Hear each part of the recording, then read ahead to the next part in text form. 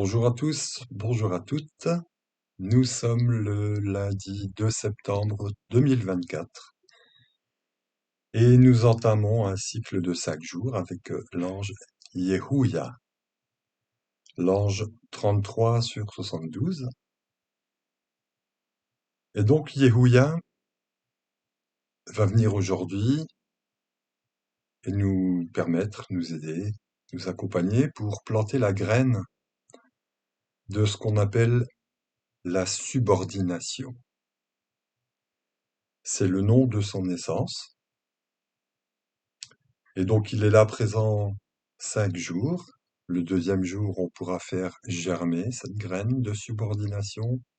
Le troisième jour, poussera une tige qui sortira de terre. Donc, la subordination sera visible, active dans notre vie. Le quatrième jour, cette tige aura donné une fleur. On va pouvoir voir si c'est une jolie fleur, si c'est une fleur qui a un bon parfum ou pas. Et le cinquième jour, ce sera le fruit de ces 5 jours de travaux avec cet ange. Et ainsi, le cycle continue. Donc voici le programme de cet ange. Je vous invite à vous détendre, à bien vous installer et à prendre le temps de bien entendre ce qui est dit. Merci. Donc Yehuya, c'est le premier du cœur des anges puissance de Geburah Mars. Et il s'occupe dans cette sphère, Geburah, des questions en rapport avec Chochma Uranus. Geburah Mars, voilà, renseignez-vous au niveau astrologique, ce que représente cette planète Mars. Pour compléter un petit peu, je dirais que Mars, c'est une sphère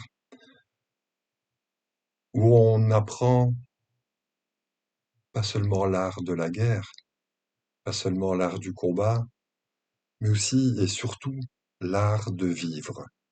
C'est un art que beaucoup mettent de côté et c'est sans doute l'un des arts les plus importants, l'art de vivre.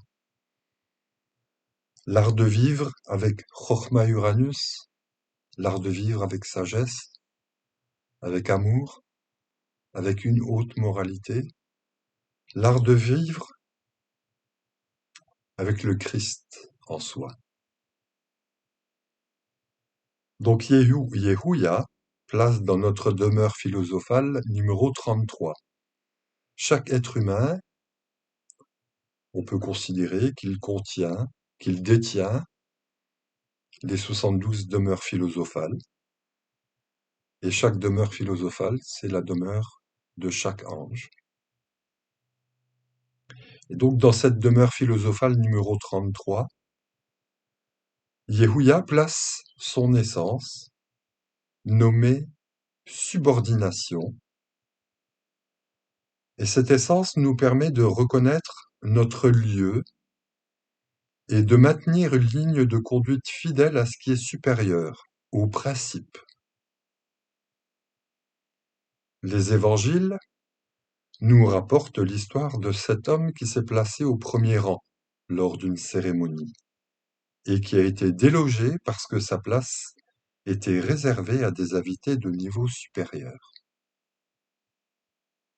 Cette histoire se répète souvent dans la société aujourd'hui, dans laquelle tout le monde se précipite au galop vers les premières places. Il faut bien reconnaître que nous manquons de cette denrée nommée subordination, et nous ne savons plus distinguer ce qui est supérieur de ce qui est inférieur. Et voici donc que nous méprisons les uns et honorons les autres, jusqu'au jour où nous nous rendons compte que nous avons révéré la vanité et la nullité, et que nous avons tourné le dos à ce qui est grand et noble. Pendant les jours et les heures de Yehuya, il nous est donné de reconnaître la véritable hiérarchie des valeurs et, par conséquent, nous pouvons régler notre comportement par un retour au respect de ce qui est grand et par un écartement de ce qui est petit. L'attribut de Yehuya est celui de connaître toutes choses, et sa présence en nous nous communique, nous aspire cette connaissance. Cette connaissance de toutes choses nous permet de les évaluer, de savoir exactement quelle est leur valeur, leur position, leur importance dans l'ordre créatif, et de savoir également quelle est notre place dans cet ordre, place que nous occuperons avec la certitude que lorsqu'un... Voilà, j'ai perdu la ligne. Place que nous occuperons avec la certitude que lorsqu'un changement qualitatif se produira en nous, la vie elle-même se chargera de nous placer dans une nouvelle position. Je répète, un changement qualitatif à l'intérieur de nous permettra un changement qualitatif dans notre vie. Ça peut être un déménagement, un changement d'emploi, ou c'est d'abord un changement qualitatif intérieur qui va provoquer ça.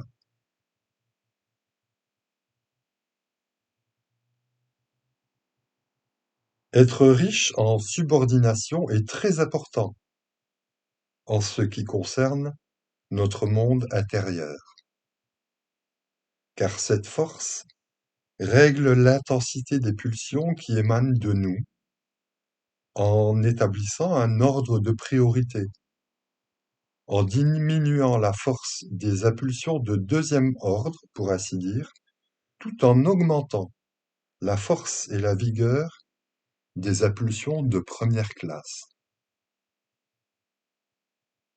De cette façon, les impulsions en provenance directe de notre moi divin se trouvent mises en puissance, tandis que celles qui proviennent de notre moi émotif se trouvent diminuées.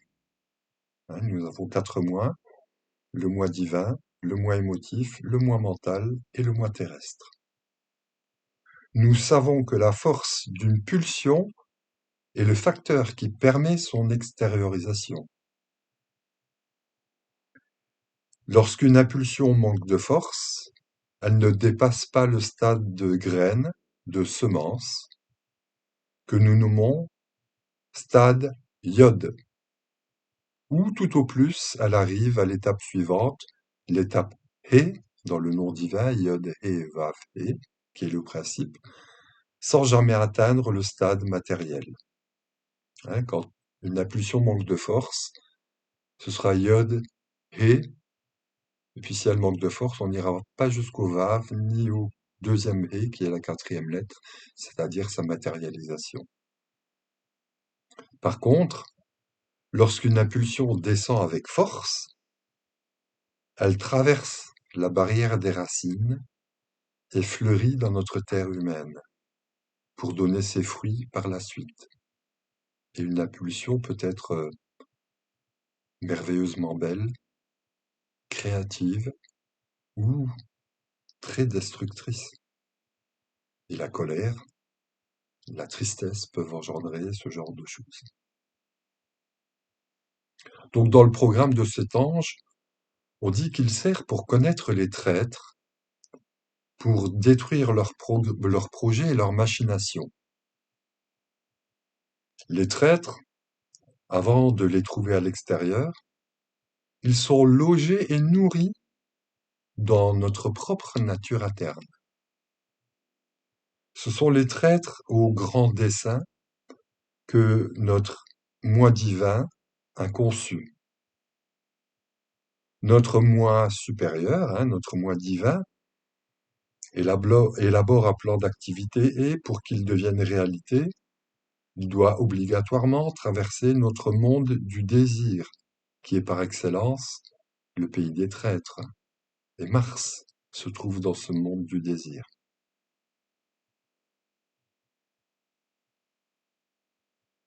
Et c'est donc par excellence le pays des traîtres. C'est là que nos sentiments examinent le plan de notre divinité et cherchent la manière d'utiliser ce potentiel qui leur arrive d'en haut pour satisfaire leur menu plaisir à eux, leur propre plaisir à eux.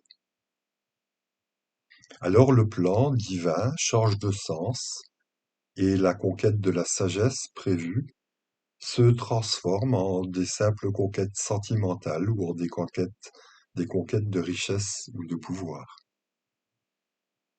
Notre être intérieur, pluriel, nos êtres intérieurs, prétendent nous rendre heureux, comme si l'aisance matérielle, le bien-être ou la félicité à tout prix étaient les objectifs de notre moi éternel. L'essence de Yehuya nous donne la possibilité de connaître d'abord la nature des traîtres intérieurs et après de détruire leurs projets et leurs agissements, c'est-à-dire Yehuya nous donne la possibilité d'abandonner la poursuite de ce que l'on nomme généralement les succès mondains et également la possibilité de donner de nouveau l'initiative au moi divin, au moi supérieur, pour résoudre notre vie vers ce qui est essentiel. Si Yehuya n'est pas en activité, si nous n'avons pas intériorisé ses essences, son essence, les traîtres intérieurs feront progresser leurs projets et nous lancerons à la conquête de ce qui est vain, banal. Et tout cela, bien entendu, se trouvera mis en scène extérieurement. C'est-à-dire, dans notre vie, des traîtres apparaîtront pour nous disputer nos conquêtes. Et le génie nous permettra de les reconnaître et de les détruire. Mais cela n'arrivera que pour nous faire comprendre le genre de travail intérieur que nous devons effectuer. Si dans notre dynamique intérieure, nous ne retirons pas le pouvoir aux traîtres installés dans notre corps du désir, la scène extérieure se répétera une et maintes fois, et à peine débarrassés de notre être extérieur, ils réapparaîtront incarnés en d'autres personnes, et nous passerons notre existence à faire tomber les masques de notre être. Et plus nous en découvrirons, plus nombreux ils seront autour de nous, et ce sera comme vouloir vider l'eau de la mer, nous rencontrerons des traîtres, même en dessous de nos couvertures. Donc cet ange protège tous les princes chrétiens et maintient leur sujet dans l'obéissance, selon ce qui est dit dans le programme. Donc on a commenté déjà une partie de ces choses. Chokhmah, c'est le centre christique, le siège du deuxième aspect de la divinité et, étant donné que Yehuya s'occupe dans Géboura, Mars, des questions qui touchent le Séphira Chokhmah, Uranus, il travaille en fait à l'implantation dans notre monde intérieur de la dynamique christique. Nous savons qu'avec le Christ, le processus de la création est réinversé et que ce qui est dernier devient premier. Et ce sont les princes chrétiens en activité dans notre fort intérieur qui ont la charge de promouvoir ce monde de valeurs nouvelles. Ce sont eux qui sont chargés de nous écarter de tout ce qui représente une confrontation, une compétition, là où les uns gagnent et les autres perdent. Les princes chrétiens font en sorte que nous nous éloignions de l'opulence pour ressentir de plus en plus fortement le désir de dépouillement, de renoncement, de dépossession, et d'atteindre le désir de trouver ce qui est essentiel. Les princes chrétiens nous ravitaillent donc en amour-sagesse, et lorsque cette impulsion est suffisamment forte dans notre intérieur, nous nous écartons du monde et de ses valeurs, et nous vivons seulement pour apporter des richesses à notre moi essentiel, notre moi divin. Le prince chrétien est une image qui se précise progressivement dans notre intérieur. Au fur et à mesure que les impulsions christiques s'unissent, elles constituent une pigne, la pigne, une pomme de pin, qui, avec sa force d'attraction, attire vers elle les impulsions errantes pour les rendre utiles. Il se forme de la sorte un royaume interne, un royaume avec peu de pouvoir, certes, car les traîtres, les désirs multiples, luttent contre lui. Yehuya, cependant, affirme et raffermit sa force, et permet de maintenir ses sujets dans l'obéissance. Extérieurement, cet ange donnera son appui à toutes les initiatives désintéressées, motivées par l'amour du prochain, et fera apparaître des personnes pour soutenir de telles initiatives. Ainsi, donc, pendant les jours et les heures de Yehuya, on doit mettre en œuvre, en route, des associations philanthropiques, car on pourra facilement trouver des personnes qui voudront bien les patronner, des mécènes, etc. La personne qui est née sous cette influence aimera remplir tous les devoirs de son état, selon ce qui est dit dans le programme. C'est-à-dire, sous l'influence de cet ange apparaît le sens du devoir.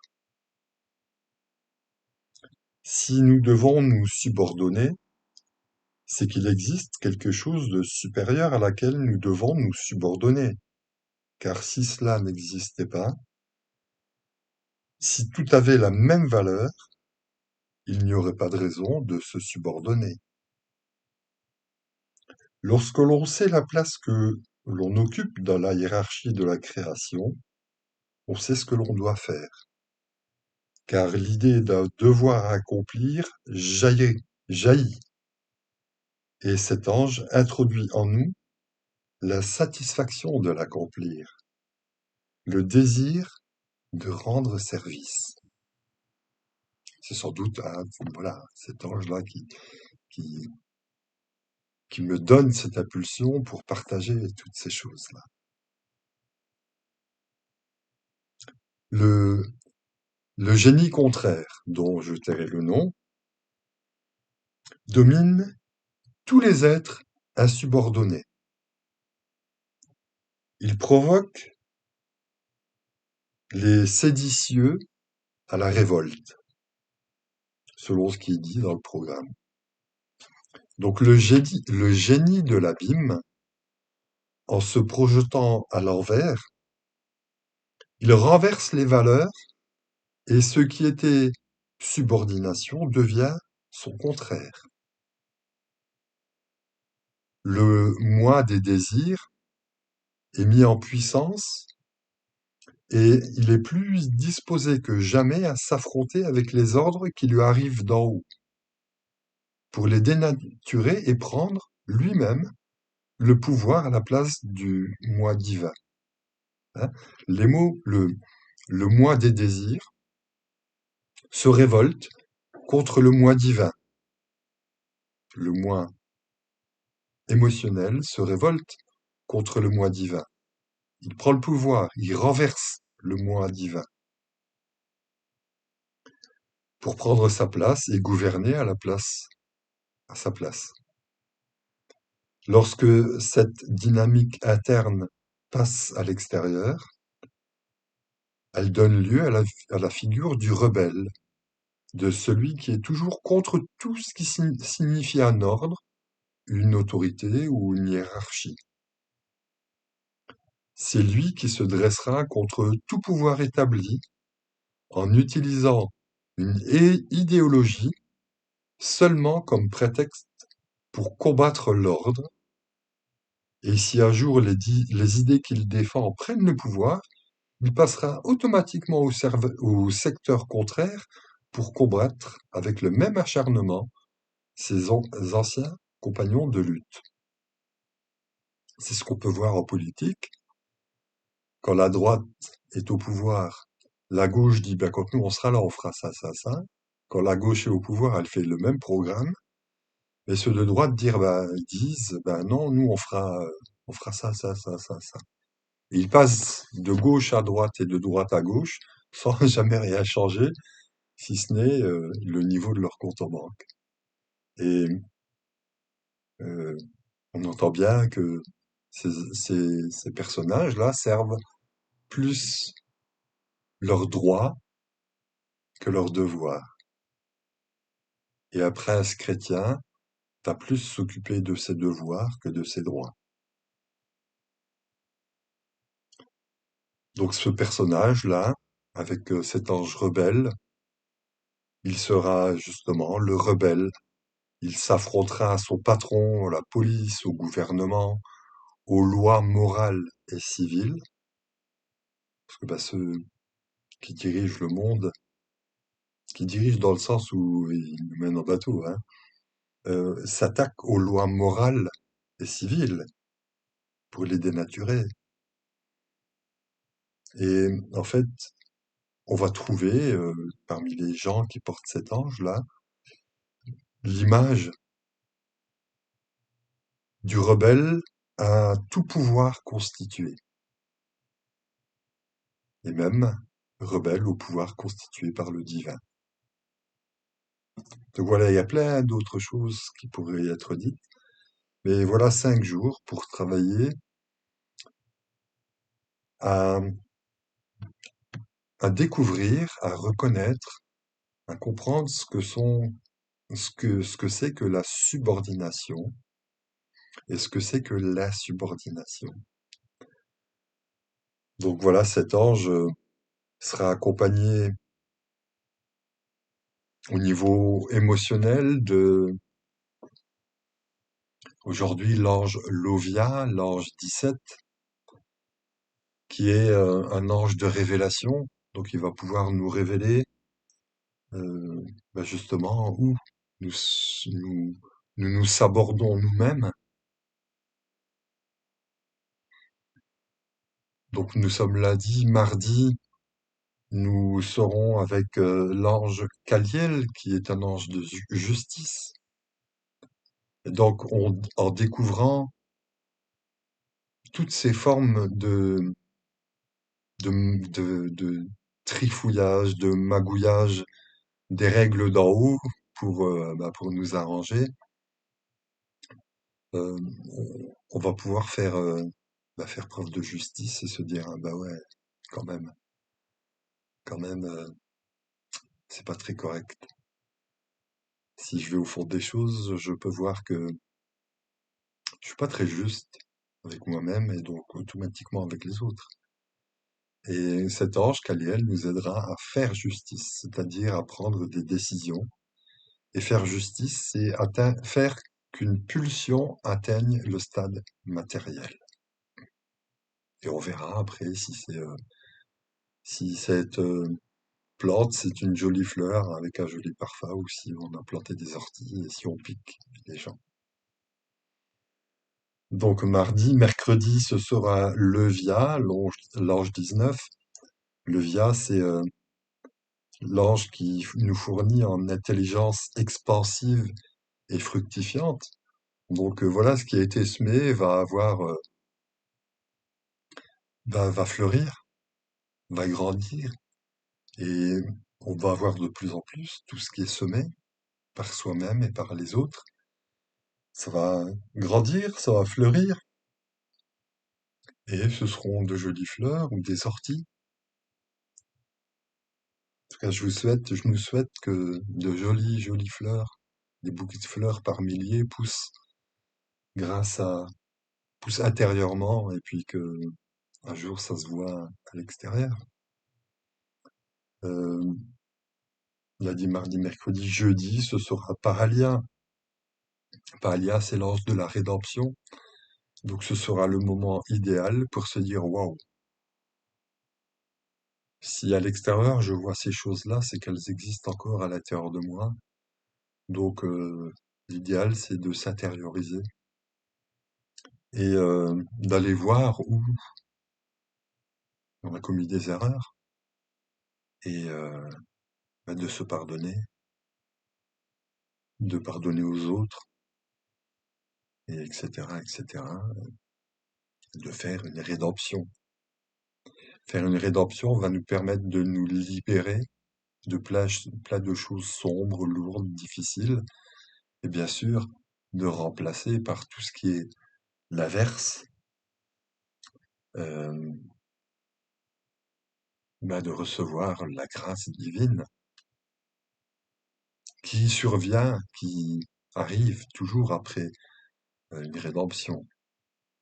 Et donc le vendredi, le 5e jour de régence de l'ange avec qui on est, euh, Yehuya, 33, nous serons donc avec Nelkaël, l'ange 21, qui est l'ange qui nous fournit l'essence, qui nous donne un désir véhément d'apprendre. Et donc on peut, grâce à cet ange-là, découvrir, soit dans les livres, soit dans des discussions, mais surtout en allant à l'intérieur de soi, on peut découvrir qui nous sommes, ce que nous sommes en réalité, au-delà de l'apparence physique, de notre comportement émotionnel et mental.